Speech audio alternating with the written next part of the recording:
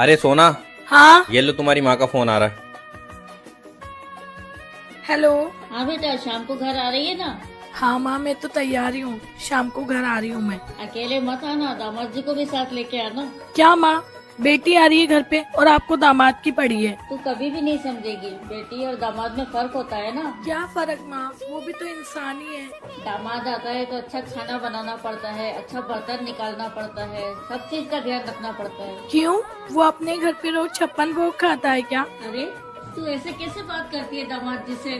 खाता है नहीं बोलते, खाते हैं बोलते हैं। अरे माँ, हम दोनों के बीच में चलता है सब। उन्होंने तुझे ना सर पे चढ़ा के रखा है। हाँ तो वो आपकी बेटी से प्यार ही इतना करते हैं। तू बड़े नसीब वाली है जो तुझे इतना अच्छा प्यार करने वाला पति मिला। पसंद भी तो आपकी है माँ, आपने मुझे वहाँ से कितनी दुआओं के साथ यहाँ भेजा है। तो जेठानी जी।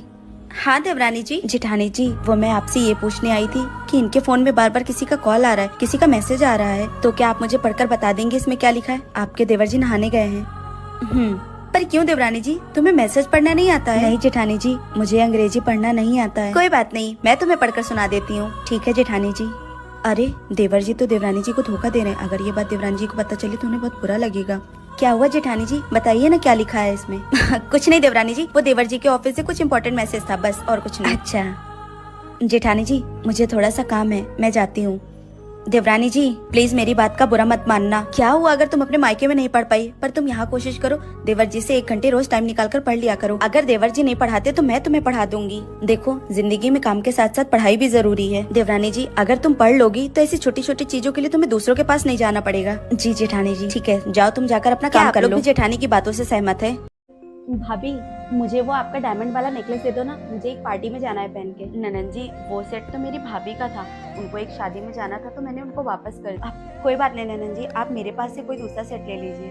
नहीं नहीं कोई जरूरत नहीं है, आपने जरूर अपने मायके में जानबूझकर देकर आई होगी, झूठी कहीं की। अरे ननन जी मैं भला झूठ क्यों बोलूंगी।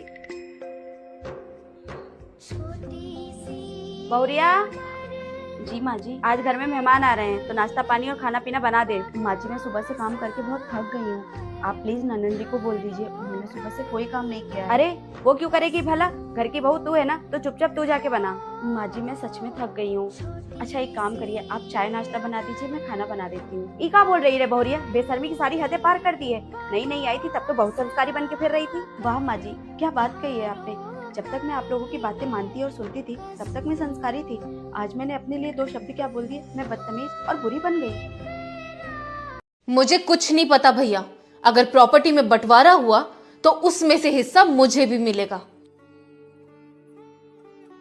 क्या बात है, कोई प्रॉब्लम है क्या?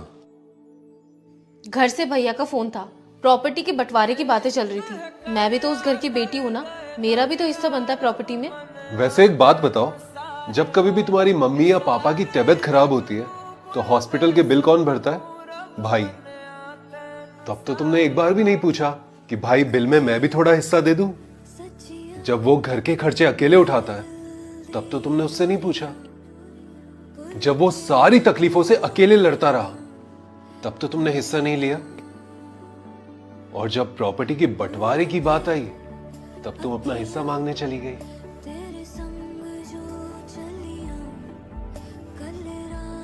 सॉरी भैया, मुझे प्रॉपर्टी में से कोई हिस्सा नहीं चाहिए, उस पर सिर्फ आपका हक है।